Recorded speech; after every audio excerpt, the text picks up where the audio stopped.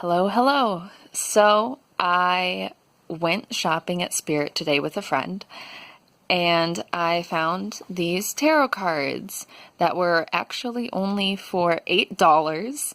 So even knowing that they weren't going to be good, when something's only $8, you gotta get it. And this cloth was actually $4 and I'm liking it. Regrettably, I actually like it. So I looked up for pictures online of these different cards and I couldn't find any, which makes sense because this isn't really a brand, it's just a marketing ploy. So I wanted to do a bit of an unboxing video. So, first thing that I noticed, I'm going to try and do this with one hand, they are thin, but all things considered, they have a bit of sturdiness to them. Like, I would not do an obvious shuffle with them. I do have a thinner deck of cards, though. So, this isn't as terrible as it could be. There is a slight lamination to it as well. No obnoxious logo mark. Now, here's something that is obnoxious, is that the order is completely haphazard. In such a way, now I'm not even going to care what order I put it down in. Some of the cards come in upside down. Some of them, image-wise, they just don't make sense to me. I see, look at that. It's just so haphazard. I will go through all of them in an actual order so that you can see all of the pictures once I've put them in the major and minor arcana suits. And I guess for some other comments, just from what I'm noticing at a glance, the artwork is definitely kind of corny. Some aspects of it have no rhyme or reason with the images. It's just, I guess I want to say fable, but it's not fable related. It's more like fairy tale and myths and legends, sort of. But I'm going to take a break and I am going to organize these cards and then show all of them to you, this time in the correct order. I want to point this out to us before we start looking at the actual minor arcana suits. It looks like there are little fuzzballs on the edge of these cards, right? What it is, these are tiny little divots in the borders. So those are already some little dings that these cards have gotten. I don't know, from packaging. Pretty sure not from me, because all I did was politely stack them on top of each other. Anyway, though, let's start looking through them.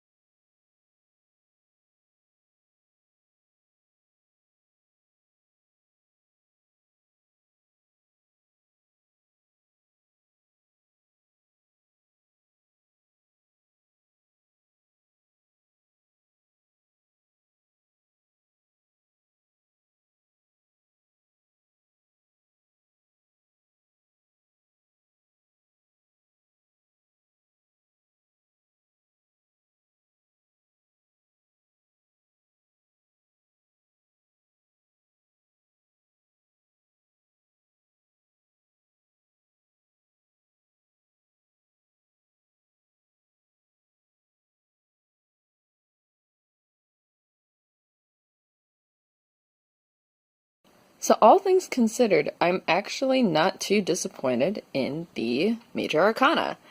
I think that the imagery that was picked makes a lot of sense. Obviously, the Fool as the Fool. And it offers some distinct kind of images for each card that I feel like I never would have thought of before. Like the Star as the Tooth Fairy, that's so cute. And it makes sense, you know? I feel like these two are probably my favorite, with the Devil and the Tower. I take it back. Having the world be an Ouroboros, oh man, that's so good. That's so good. I would say, I guess like color-wise and style-wise, that's the only area that feels lacking to me. It feels a bit incongruent because we have like these bright reds and kind of some more haunting images immediately contrasted with something really cute like the Tooth Fairy. So it lacks a bit of unity, I would feel like. Like I feel like you could split it in half, where half of it is more of a haunted Halloween kind of deck, and the other is more of like a cutesy fable deck. Let's see. I really like having a voodoo warlock as a Hierophant. I think that's a really nice cultural inclusion, one that's really overlooked. Having this Wheel of Fortune be like this medieval torture device, I love that. That's so clever, that's so smart.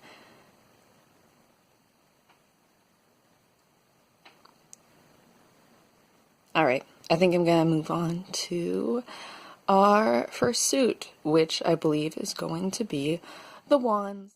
Alright, so this is the entire suit of Wands. So this is our first suit for the Minor Arcana. I'm going to address the things I like about it. I think having this Nine of Wands pumpkin head, like a pumpkin that's physically speared, that is pretty cool. Having a dragon is pretty cool. I love that Lilith is included in this. And that's about it. Everything else to me makes zero sense. So, if you don't have any experience with tarot, maybe you just found this video because you saw this deck at the store, you otherwise don't know much about it. As someone who does tarot, let me explain that the Wands are a suit where it corresponds with fire. So each of the 4 suits corresponds with the element. And each of the suits has their own journey or story to it.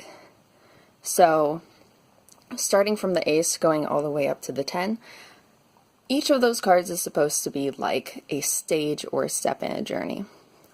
You can go ahead and throw that kind of storytelling out the window because these images have nothing to do with the symbolism behind each card.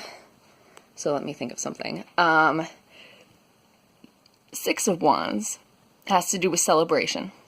So it has to do with like overcoming a struggle and just triumph. Why the hell they made a golem wands instead of like pentacles when pentacles corresponds with earth? I don't know. Whatever, guys. Hydra, I feel like would be better fit for cups because that's fine. I have no idea what this card is, what that mythology is, so I guess that's something I'm going to have to look up. Again, this feels like you could divide it in half. Like half the cards could fit with that haunted Halloween, more edgy look, and the other half could be more cutesy. So, just like, pick your genre. Alright, so here's the full spread of the Suit of Swords, which is the element of air. I'm a lot more okay with this part of the whole deck. We have a lot of winged creatures here, which I think definitely brings out the element of air, so I'm more lenient with whatever this section is doing. Having Quetzalcoatl, so cool. Having an alien, when I saw that card, I wanted to punch somebody in the face. I think that is the dumbest thing to include, But that's my opinion. Pray tell, how does a cannibal have anything to do with swords? And then this is another case of like the color and the artistic style just not really being congruent throughout the whole suit or the whole deck. Why do we have this beautiful unicorn right next to a cannibal? Or right next to this like darkly colored harpy, or in the same suit as a headless horseman? Just parts of it that don't really make sense to me. And once again, there's no storytelling throughout this. So let me see. Yeah, the Six of Swords has to do with like a journey and kind of like leaving behind your past, not looking back. Five of Swords has to do with kind of betraying people or taking advantage of other people or being taken advantage of for your own personal gain. And a harpy and an angel have nothing to do with that. Let's see, Three of Swords is... What is that one? Oh! Three of Swords has to do with heartbreak. You know, if you ever get that in a love reading, dear God help you. So, I don't know if this is supposed to be just promoting some agenda about, like, alien probing. Please no. I would prefer not to. Alright, now we are going to be moving on to the Suit of Pentacles. And here is our Suit of Pentacles, which corresponds with the element Earth. Before I start describing this section of the deck, I do want to point out, I'm well aware that this is a trashy deck, and you get what you pay for. You pay $8, you're going to get $8 worth of supplies and materials. That doesn't mean I'm forbidden from critiquing it. So no, I didn't have high expectations for this, please. I have high expectations for my decks that cost like $40 and have artwork that has taken like 2 years to design. Just stuff like that. And, you know, has like storytelling to this throughout the whole suit. Just wanted to put that out there. Don't want anyone thinking that I'm just an airhead for actually critiquing this. Because I'm going to have opinions about whatever the hell I want. So, things that make sense about this suit. Having this earth imagery, like all these leaves, all these greens. Okay? So, like, let's look at the ace, the 2, the 3, and the 4. Those have continuity to me, because that's all within the same color scheme. It feels like it's more part of a story. And then you move over to number 5, where all of a sudden you got these oranges and some purples in here. And a fire. You'd figure if there's a fire on the card, it would fit with wands. But I guess not. And then this is where it just like starts getting haphazard. Where then it's like the spider lady, some gears, some zombies. And I think that just like moves away from the message that was created with the first couple of cards. With the first couple of cards, they focus a lot on like the earth and on greenery, and then here it just becomes like, we didn't know where else to put these, so I guess we'll put them here. But then also look at like the queen and the king. These make so much sense when you compare it back to the first 4 cards in this suit. So it's like they bookend a good idea and a good idea, and they sandwich the bad idea in the middle, and they were like, hopefully no one will pay attention to that. Individually, I think some of these cards do have really cool designs. I think the shaman, a cool design. I think this, which I believe also has to do with voodoo, is a cool design. I think if it was just more thoughtful or more planned out, or like if they're going to do mythology too, you know, like the Minotaur. I've seen references to Egyptology. You know, in the study of ancient Egypt, like I saw Anubis in the Suit of Wands. And if you want to do that, then have like one mythology per suit. That would be what would make sense to me, at least. Last but not least, we got our Suit of Cups. All right, with our last suit, the Suit of Cups, which, as you can hopefully guess, responds with the element water. So, some of the imagery in this is so good. Like having Nessie, that's so smart. And then a pirate, and then Kraken, then Leviathan, and a mermaid. Of course, we can't leave her out.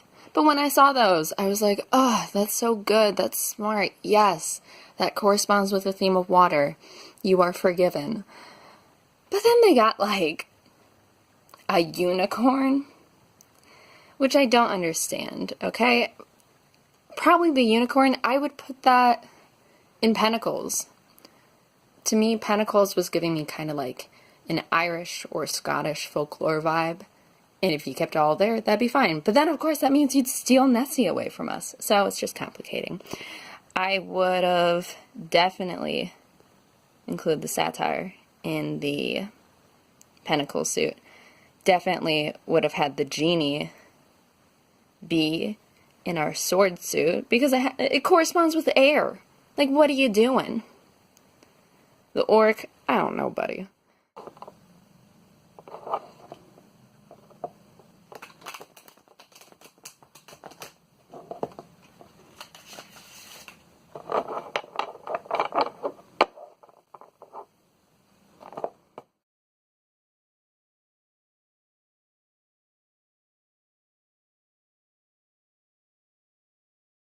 So overall, my review for this deck is, duh, it's not great. It's barely good, but I will say I am incredibly impressed by its ability to withstand the bridge shuffle. Like, the fact that none of those cards bent in half was actually really surprising to me. So I guess I would give it like a B-, which is, I don't know if I'm more disappointed in it or in myself. I guess like one last thing that I want to talk about, so no worries if you don't stick around for this part. On sort of a related note to a store selling tarot decks without the intention of it being for witchy business, like, it says here on the box that it is for novelty purposes only, which makes it sound like they understand that witchy business is not to be trifled with. I recently heard that Sephora had an intention of a makeup kit coming with sage and coming with a tarot deck. That was going to be $40. And then after an outcry, they discontinued it, and they're like, no, don't worry, we're not going to actually sell that. I find that interesting.